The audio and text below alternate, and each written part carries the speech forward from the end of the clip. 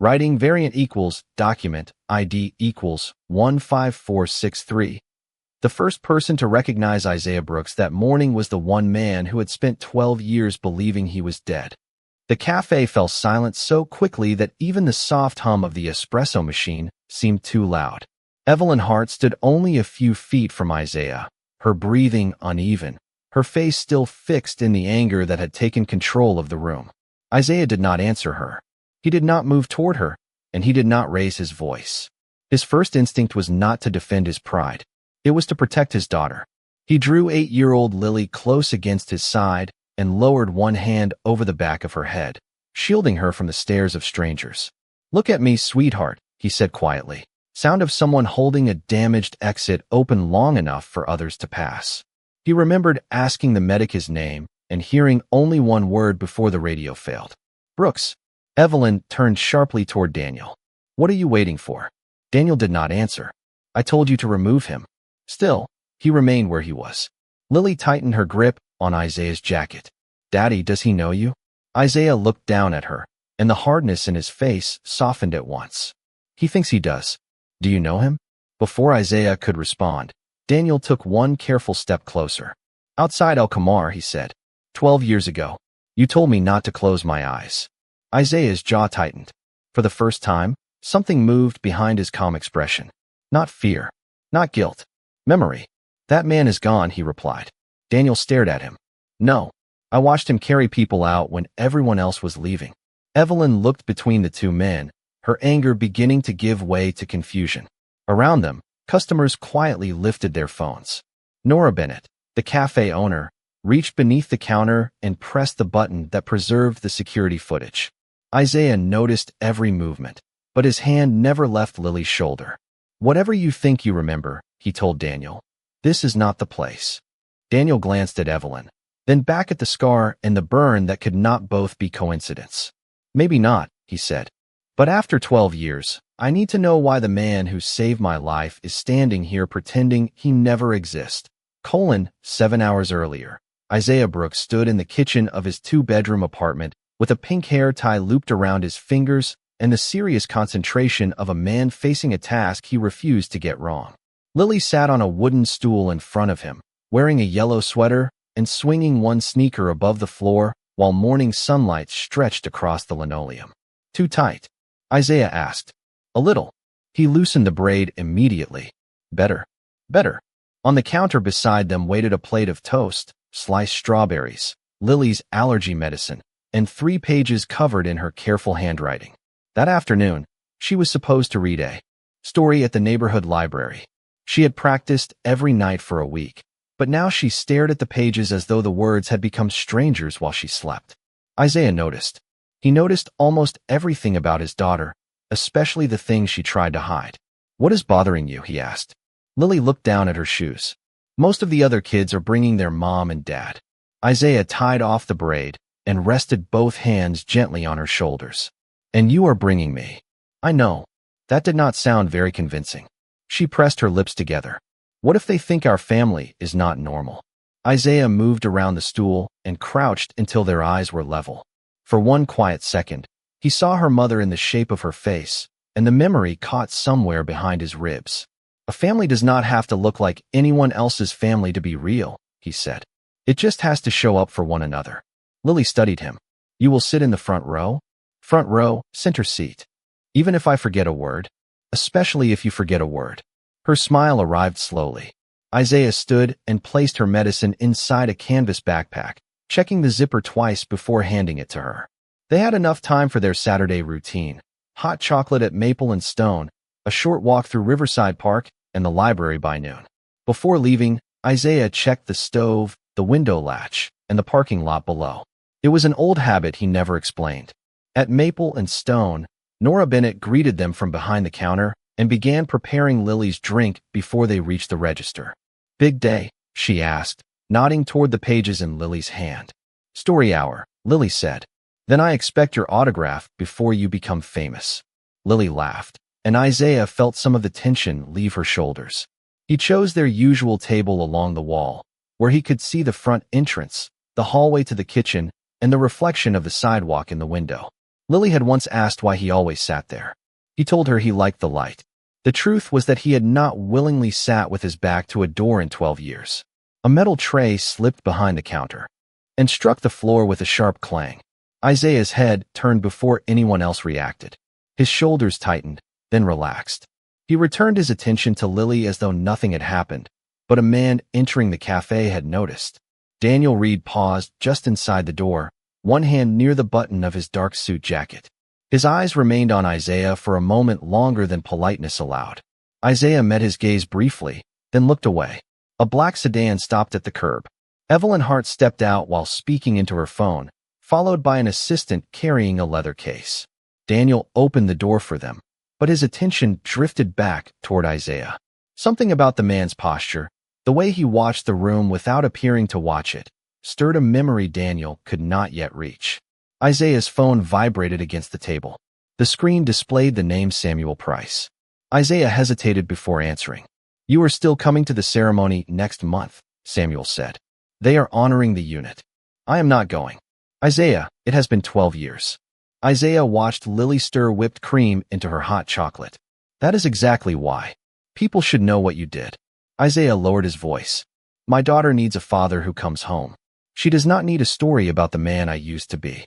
He ended the call before Samuel could argue. Lily looked up. "Who was that?" "An old friend." "From before me?" Isaiah smiled faintly. "From a long time ago." Across the cafe, Daniel was still watching him, and Isaiah felt the past move one step closer. Evelyn Hart entered Maple and Stone with the controlled expression of a woman who had already been challenged 3 times before breakfast and refused to lose a fourth. Her assistant, Rachel Cole, followed close behind with a leather case held securely against her side, while Daniel paused near the entrance to scan the sidewalk before stepping in. Evelyn was still speaking into her phone. "The vote stays on Monday," she said. "If the board wants the financial review sooner, they can read the report I sent last night." She listened for a moment, then lowered her voice. "No, Martin, I am not stepping aside because two directors suddenly discovered their concern for stability." She ended the call before the man could answer. Nora had already started preparing her coffee. "Rough morning?" she asked. "I have had quieter weeks," Evelyn replied. Rachel placed the leather case on a table near the window and sat across from her. The case looked ordinary from the outside, but beneath the printed report was a locked compartment containing an encrypted drive with the original accounting records, approval logs, and verification keys. The files could prove that one of Hartwell Dynamics' senior directors had been hiding losses through shell contractors for nearly 2 years. Without that drive, Evelyn had accusations. With it, she had evidence. "The board chairman called again," Rachel said. "He wants to know whether the review is complete. He wants to know whether I found enough to stop him from replacing me." Evelyn opened the case and removed several numbered pages. "My father built Hartwell over 40 years. I am not handing it to men who think patience is weakness." Rachel studied her. "You have not slept. Sleep is easier when no one is trying to take your company." Daniel's phone vibrated. He checked the screen and read the message twice. "Possible surveillance confirmed near Hart residence. Vehicle description pending. Maintain elevated awareness." His eyes moved toward the front window. A dark sedan rolled slowly past the cafe, disappeared behind a delivery truck, then appeared again at the far end of the block. Daniel shifted closer to Evelyn's table. "We may have a problem." Evelyn looked up from the report. "How serious?" "Someone may be monitoring your movements." Rachel's hand tightened around her coffee cup. "Since when?" "Long enough for security to notice a pattern." Evelyn glanced toward the window, then toward the leather case. "You should have told me before we left the house." "I am telling you now because the information was just confirmed." Surfaced behind the counter. He did not stare. He did not appear nervous. He simply noticed. Daniel had known people with that habit before. They were usually men who had learned that danger often looked ordinary until it was too close. Isaiah looked up and met his gaze for half a second. There was no challenge in it, only awareness. Daniel looked away first. Near the front door, a man in a gray baseball cap sat alone with an untouched cup of coffee. His phone rested in his hand, angled toward Evelyn's table. He appeared to be reading, but the screen brightness was too low and his thumb never moved. Daniel began walking toward him. At the same time, Evelyn opened another section of the report and leaned closer to Rachel. The transfer approvals are here. Once the board sees these signatures, Martin cannot deny any of it. Do you have a backup of the drive? One copy, stored off-site. Then why bring the original here? Evelyn looked toward the office towers across the street. Because I no longer trust the office. Daniel was 4 steps from the man in the gray cap when his phone vibrated again. The security message now included a partial vehicle description matching the sedan outside. He stopped long enough to read it. The man near the door noticed. His eyes shifted toward Evelyn's table, then back to his phone. Isaiah noticed that too. Lily reached the end of her first page and looked up. Was I reading too fast? A little, Isaiah said. Slow down. The words are not going anywhere. She smiled and began again. Evelyn's phone rang. She answered immediately. A distorted voice spoke from the other end. Her posture changed. Who is this? She listened. How do you know what is in the report? Rachel watched her face lose color. Do not call this number again, Evelyn said, but the line was already dead. Daniel returned to the table. What happened? Evelyn placed the phone down carefully. Someone knows about the evidence. Across the room, the man in the gray cap lifted his phone by less than an inch. Isaiah saw the camera lens align with the open report. Daniel saw it a second later. Before either man could move, Lily stood from her chair holding an empty napkin dispenser. I will get more, she told Isaiah. Walk, do not run, he said. She nodded and headed toward the counter, passing within a few feet of Evelyn's table as the man near the door prepared to move. Lily turned back toward the table with the empty napkin dispenser held against her chest, but the strap of her canvas backpack caught the corner of Evelyn's chair. The movement was small, almost harmless, yet it shifted the table just enough for the hot chocolate near Rachel's elbow to tip. The drink spread across the polished surface, soaking the edge of the printed report and splashing the sleeve of Evelyn's cream-colored coat. Lily froze. The napkin dispenser slipped from her hands and landed on the carpet. I am sorry, she said immediately. I did not mean to do that. Isaiah was beside her before the cup stopped rolling. He checked her hands, her sweater, and the front of her jeans, making sure none of the hot drink had reached her skin. Are you hurt? He asked. Lily shook her head. Only then did Isaiah look toward Evelyn. I apologize. I will pay for the cleaning and replace anything that was damaged. Rachel grabbed a stack of napkins and lifted the wet pages carefully. The report is numbered, she said. Some of the notes are handwritten. Evelyn stared at the spreading stain as if it were proof of something larger. Near the entrance, the man in the gray baseball cap rose from his chair. His phone was still angled toward the table. He moved quickly but not hurriedly, slipped past Daniel, and headed for the door. Isaiah saw the camera lens lower. He also saw the man's free hand brush against the outside pocket of the leather case. Daniel, Isaiah said. The man leaving was photographing the report. Daniel turned, but the stranger was already outside. Through the window, he crossed the sidewalk and entered the dark sedan waiting near the curb. Daniel reached for his phone. Gray cap, dark coat, heading east, he said to company security. Possible data theft. Track the vehicle. Evelyn looked sharply at Isaiah. You noticed him? A few seconds ago. And you said nothing? I was about to. Her eyes moved from him to Lily, then to the stained report in the leather case. Fear hardened into suspicion. How convenient. Isaiah's expression remained steady. What is that supposed to mean? Evelyn closed the case and pulled it toward her. A child creates a distraction, confidential documents are exposed, and a man leaves with photographs. Then you suddenly become helpful. Lily stepped closer to her father. It was an accident. Evelyn did not look at her. Who sent you? Isaiah stared at Evelyn for a moment, as though deciding how much patience the situation deserved. No one sent us. My daughter and I came here for breakfast. Then give Daniel your identification. No. The answer was calm and immediate. You are not law enforcement, and my daughter has already apologized. Evelyn looked him over from his worn boots to his plain jacket. You expect me to believe you simply happened to sit 10 feet from my table while someone monitored me? I expect you to look at the evidence before you accuse a child. Nora came around the counter. The cameras cover the dining room and both entrances. We can review everything. Rachel nodded. That would settle it. Evelyn raised one hand. No, Nora frowned. Why not? Because those cameras may have recorded the documents. I will not allow confidential material to be copied onto a system I do not control.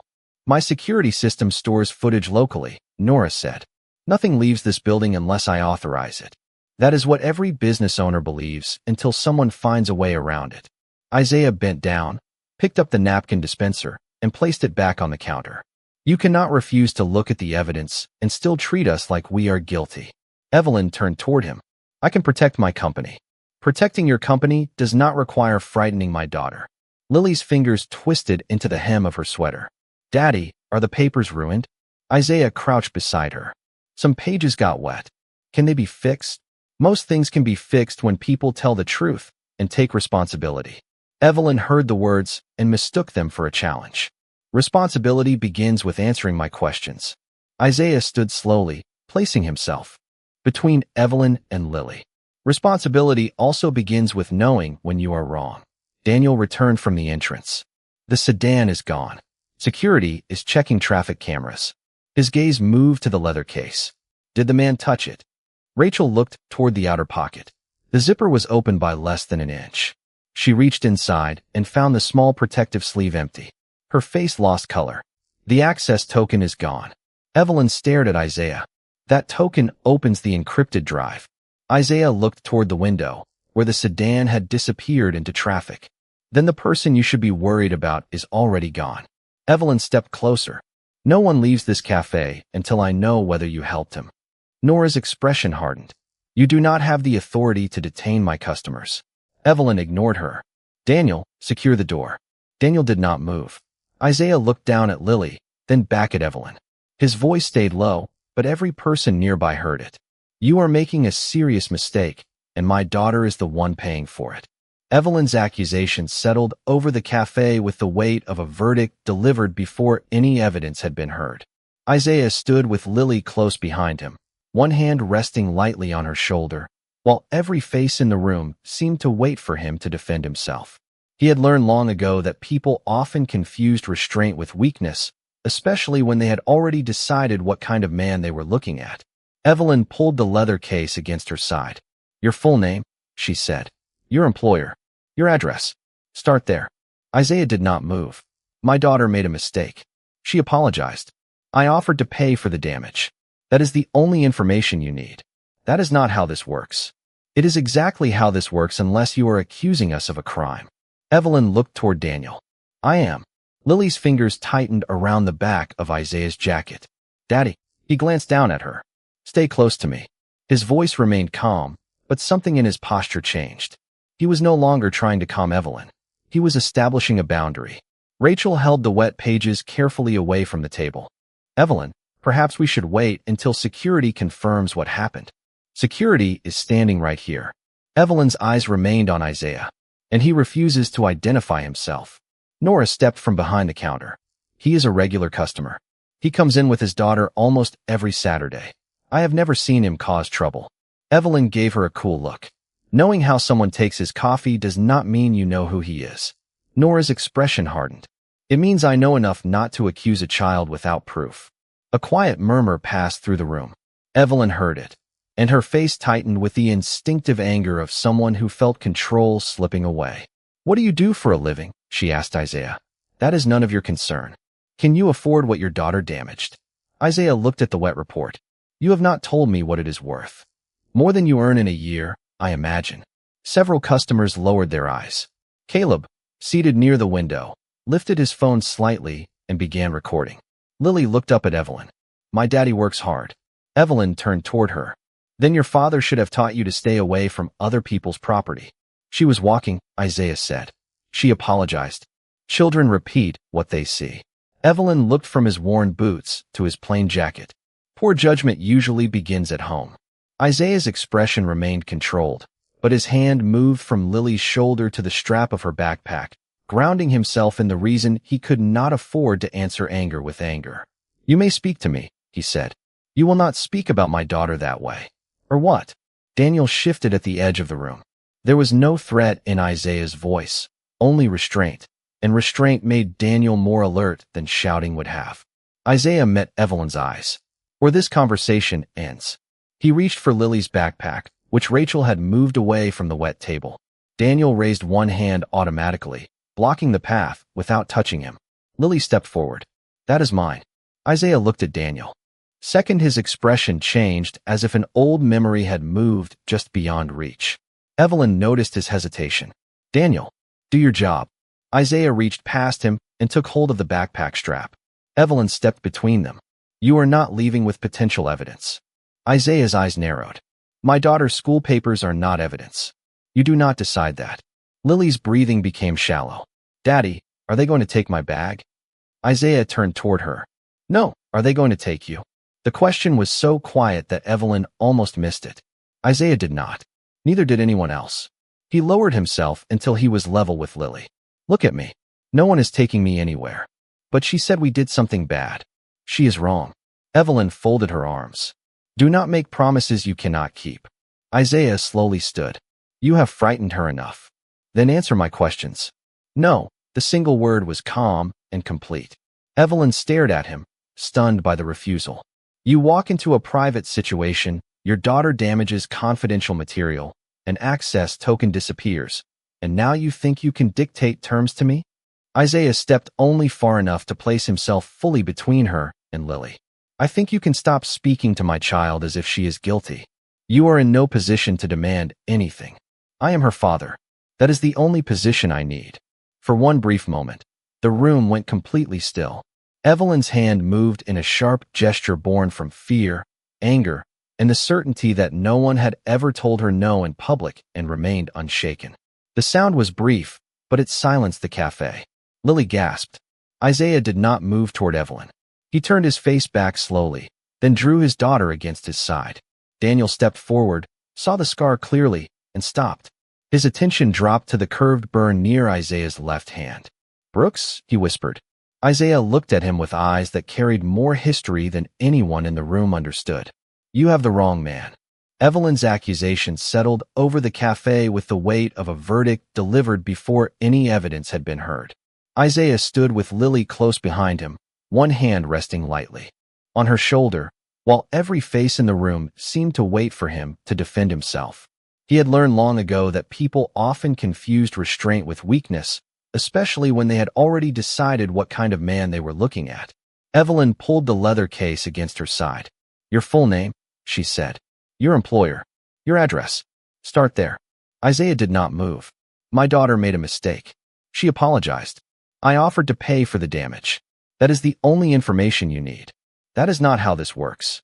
It is exactly how this works unless you are accusing us of a crime. Evelyn looked toward Daniel. I am. Lily's fingers tightened around the back of Isaiah's jacket. Daddy. He glanced down at her. Stay close to me. His voice remained calm, but something in his posture changed. He was no longer trying to calm Evelyn. He was establishing a boundary. Rachel held the wet pages carefully away from the table. Evelyn, perhaps we should wait until security confirms what happened. Security is standing right here. Evelyn's eyes remained on Isaiah, and he refuses to identify himself. Nora stepped from behind the counter. He is a regular customer. He comes in with his daughter almost every Saturday. I have never seen him cause trouble. Evelyn gave her a cool look. Knowing how someone takes his coffee does not mean you know who he is. Nora's expression hardened. It means I know enough not to accuse a child without proof. A quiet murmur passed through the room. Evelyn heard it, and her face tightened with the instinctive anger of someone who felt control slipping away. What do you do for a living? She asked Isaiah. That is none of your concern. Can you afford what your daughter damaged? Isaiah looked at the wet report. You have not told me what it is worth. More than you earn in a year, I imagine.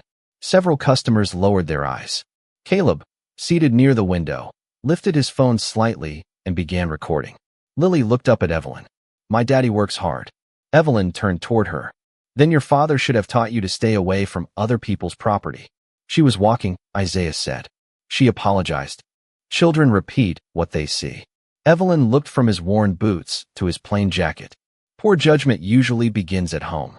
Isaiah's expression remained controlled, but his hand moved from Lily's shoulder to the strap of her backpack, grounding himself in the reason he could not afford to answer anger with anger. You may speak to me, he said. You will not speak about my daughter that way. Or what? Daniel shifted at the edge of the room. There was no threat in Isaiah's voice, only restraint, and restraint made Daniel more alert than shouting would have. Isaiah met Evelyn's eyes. or this conversation ends. He reached for Lily's backpack, which Rachel had moved away from the wet table. Daniel raised one hand automatically, blocking the path without touching him. Lily stepped forward. That is mine. Isaiah looked at Daniel. Please move your hand. Daniel hesitated. The scar along Isaiah's face caught the morning light, and for a second his expression changed as if an old memory had moved just beyond reach. Evelyn noticed his hesitation. Daniel, do your job. Isaiah reached past him and took hold of the backpack strap. Evelyn stepped between them. You are not leaving with potential evidence. Isaiah's eyes narrowed. My daughter's school papers are not evidence. You do not decide that. Lily's breathing became shallow. Daddy, are they going to take my bag? Isaiah turned toward her. No, are they going to take you? The question was so quiet that Evelyn almost missed it. Isaiah did not. Neither did anyone else. He lowered himself until he was level with Lily. Look at me. No one is taking me anywhere.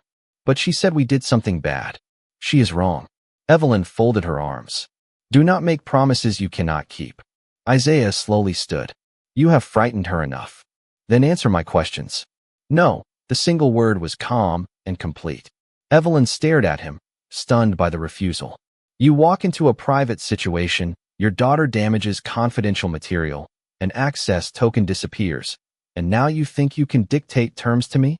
Isaiah stepped only far enough to place himself fully between her and Lily.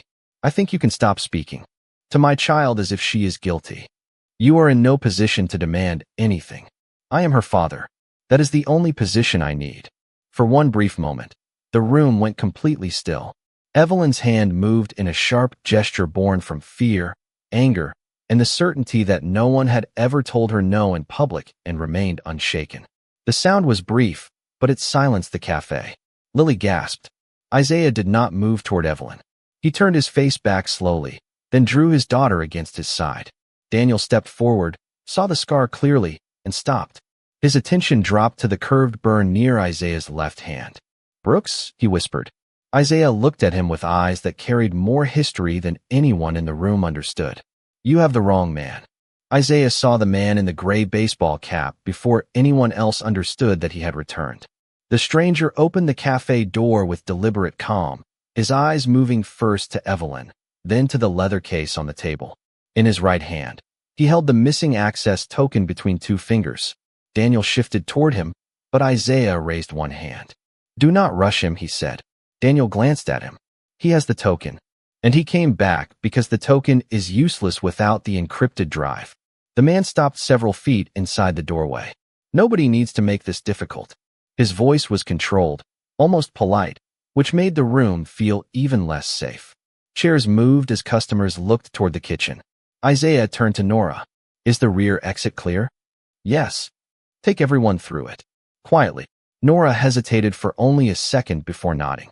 Isaiah looked at Caleb. Put your phone away and help her. Caleb obeyed. Evelyn stared at Isaiah as people began moving behind the counter. You do not give orders here. Isaiah kept his eyes on the stranger. Then call them suggestions and follow them. Lily clung to his hand. He crouched beside her. Go with Miss Nora. I am not leaving you. You are not leaving me. You are helping me by going somewhere safe. Her eyes filled with fear. You promised you would be at the library. And I keep my promises. He placed the canvas backpack in her arms and nodded toward Nora. Lily took 2 reluctant steps, then turned back. Front row. Front row. Only when Nora guided her into the kitchen did Isaiah stand again. The stranger lifted the access token slightly. Give me the case, and I will leave. Evelyn pulled it closer. You will not take anything else from me. I already have enough to ruin your Monday. Rachel looked at the case. The drive is still inside. Isaiah studied the stranger's face, the way his attention kept returning to the brass clasp, and the way his left hand remained near the inside pocket of his coat. He does not want the case, Isaiah said. He wants the drive long enough to verify the files. The man looked at him. You should mind your own business. I tried that, Isaiah replied.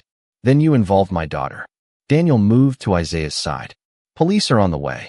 The man glanced toward the street. Isaiah noticed. The sedan that brought you here is already gone, is it not? For the first time, uncertainty entered the stranger's expression. Isaiah continued. You were sent to take the access token. But whoever hired you did not plan to wait once the alarm was triggered. You do not know anything about me. I know you checked the window before you came in. I know you keep looking at the door because you expected a driver to be there. And I know you came back instead of disappearing because the photographs alone cannot prove the documents are authentic. Rachel whispered, "He needs the verification keys from the drive."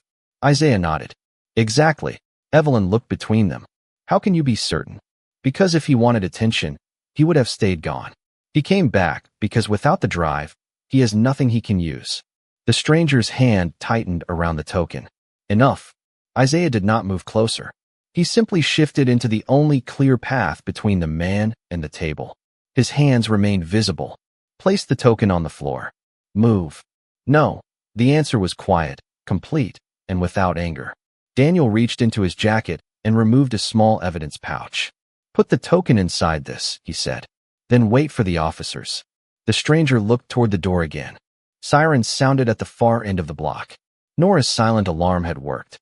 The man seemed to calculate the distance to the exit, the number of witnesses, the security cameras, and the fact that the driver had abandoned him.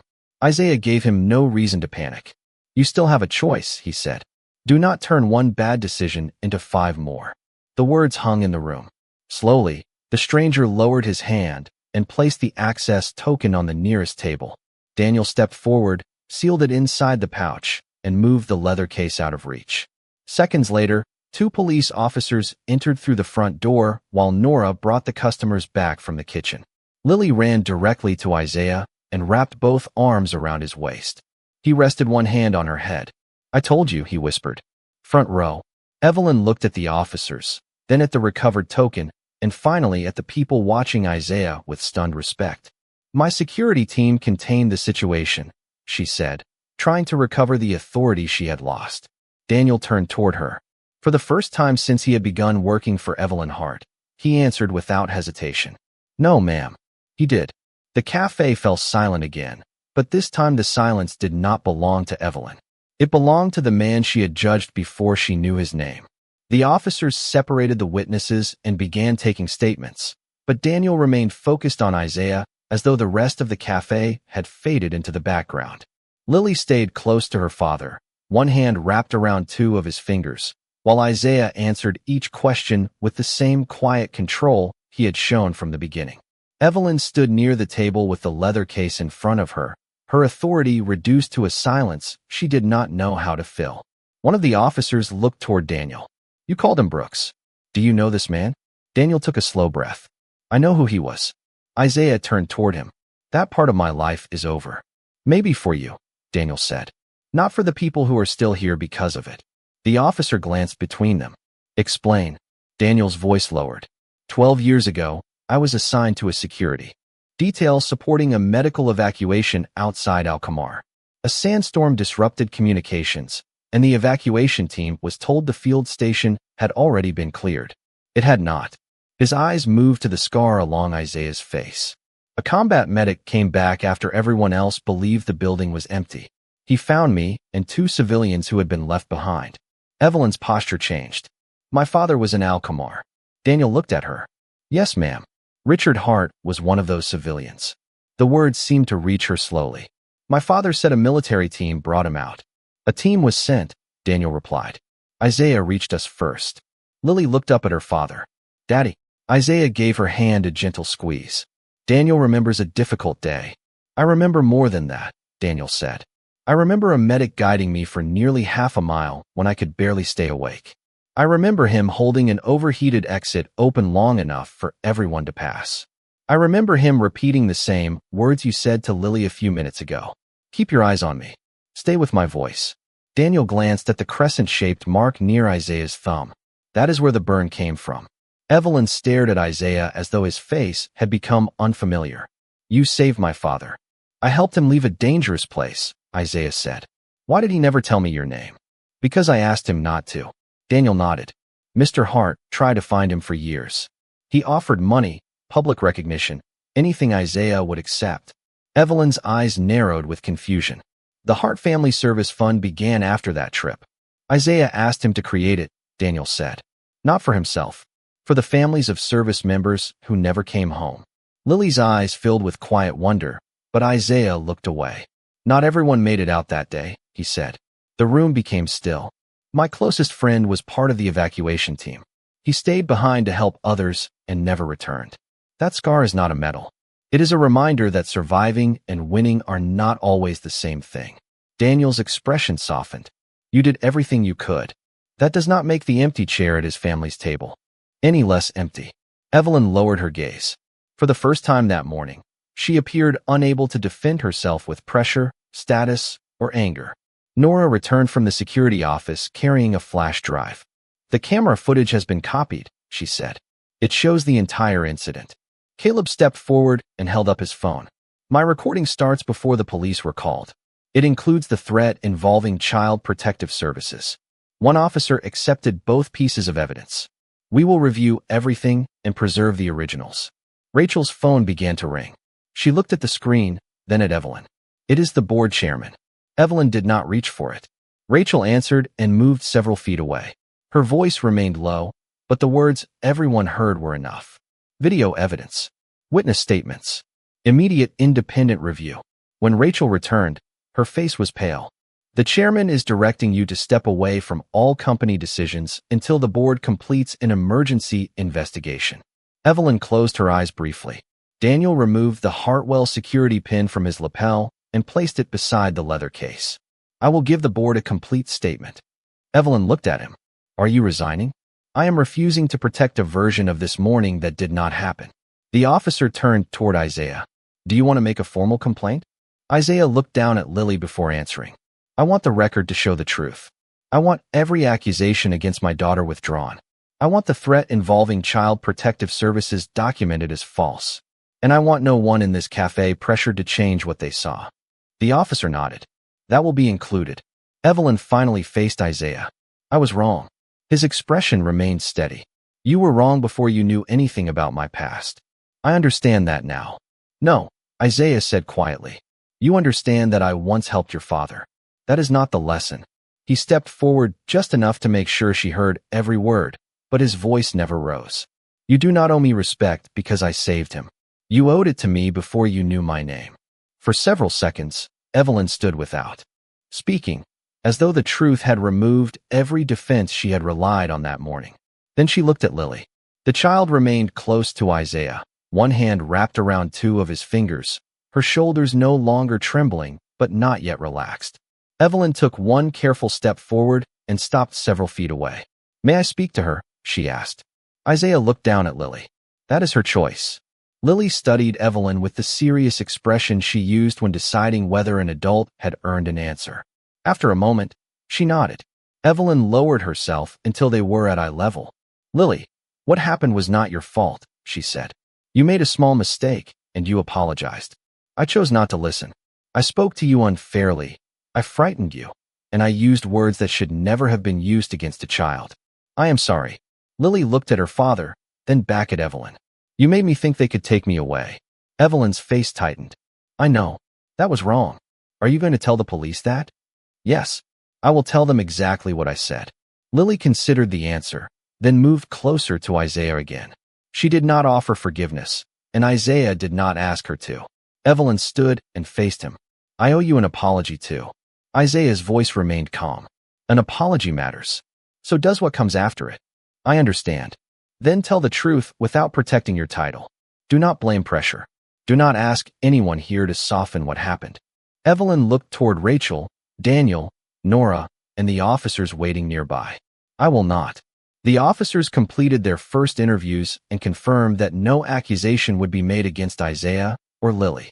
The missing access token was entered into evidence. The encrypted drive remained secure, and the threat involving Child Protective Services was documented as false.